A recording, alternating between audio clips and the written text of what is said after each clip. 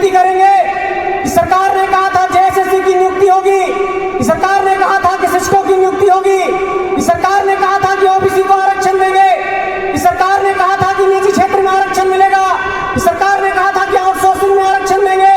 मैं ये सवाल पूछना चाहता हूं झारखंड के आदिवासियों से कि क्या सरना धर्म कोड का सपना पूरा हुआ? क्या पेशा कानून का सपना पूरा हुआ? क्या खतियान आधारित स्थानीय नीति लागू हुई?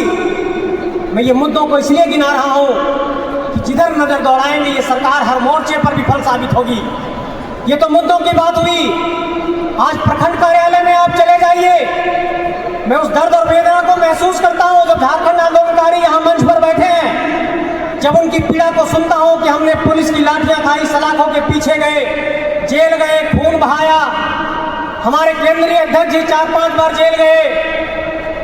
मैं इस पीड़ा को जब सुनता हूं, देखता हूं कि झारखंड निर्माण के दौरान 80 के दशक में, 90 के दशक में जब आंदोलन चल रहा था तो किस तरीके से जीप पर चढ़कर, टेकर पर चढ़कर लोग आंदोलन करने जाते थे, पुलिस की लाठियां खाते थे, हॉस्टल से दोस्तों से पैसा जुगाड़ करके, टेकर का भाड़ा जुगाड़ करके आंदोलन के लिए जाते थे। तो ये वेदना और पीड़ा तो रहेगी झारखंड आंदोलनकारियों को कि झारखंड बनाने के लिए, झारखंड के निर्माण के लिए जिस तरीके से हम लोगों ने त्याग और बलिदान दिया, क्या वो त्याग और बलिदान का सपना पूरा हो पाया है?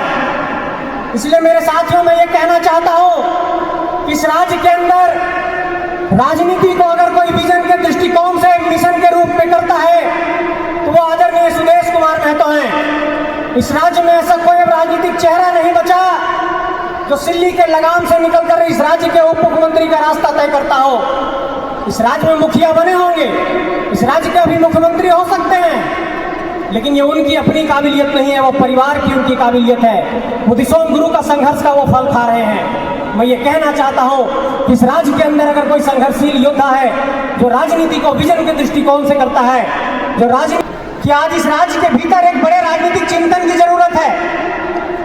आज इस राज्य के अंदर एक बड़े बौद्धिक राजनीतिक चिंतन की जरूरत है कि आखिर ये राज्य किस दृष्टिकोण पे, किस विजन पे आगे बढ़ रहा है।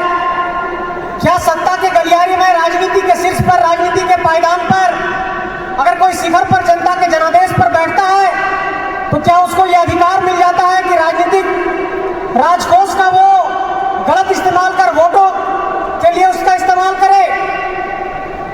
जिस योजना को चुनाव से पहले लाया गया था, ये बात कही गई कि ये महिलाओं के सशक्तिकरण का रास्ता हो सकता है। इस पर बहस हो सकती है, लेकिन मैं ये कहना चाहता हूं कि क्या इसमें कोई राजनीतिक चिंतन दिखाई पड़ता है, कोई विजन दिखाई पड़ता है?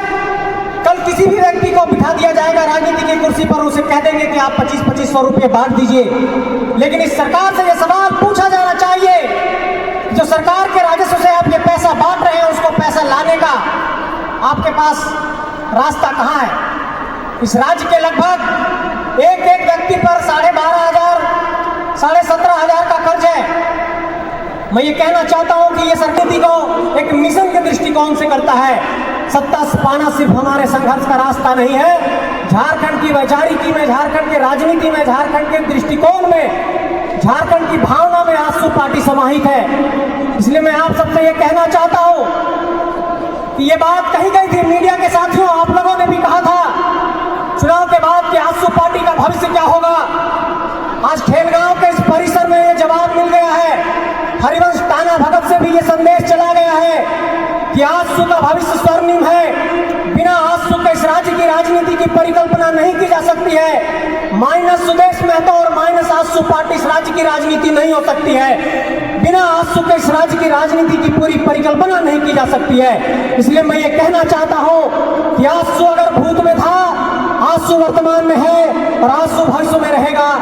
आजसू को कभी कोई इस राज्य से अलग नहीं कर सकता है। आजसू ने इस राज्य को बनाया है, आजसू इस राज्य को संवारेगी। और हम लोगों ने बार बार कहा है कि हमने बनाया है तो हम ही संवारेंगे।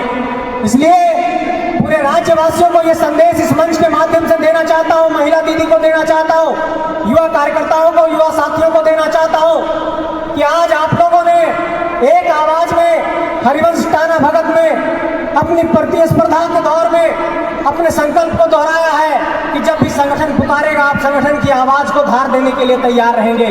आप सबको इस पूरे संघर्ष में साथ देने के लिए बहुत आभार प्रकट चाहता हो, झारखंडी जोहार करना चाहता हो कि झारखंड के राजनीति के संघर्ष में सत्ता से परे आप विचारों की राजनीति करते हैं। आइए मिलकर झारखंड की राजनीति को एक नए फलक पर स्थापित करने के लिए सुदेश कुमार महतो जी के नेतृत्व में एक नए संग्राम का ऐलान करते हैं। और इस मंच से मैं ऐलान करना चाहता हूं कि झारखंड के नौजवानों, झारखंड के बेरोजगारों, झारखंड के विस्थापितों, आपके अगर हक की आवाज को कोई बुलंद करेगा तो वह आज सुख पार्टी करेगा।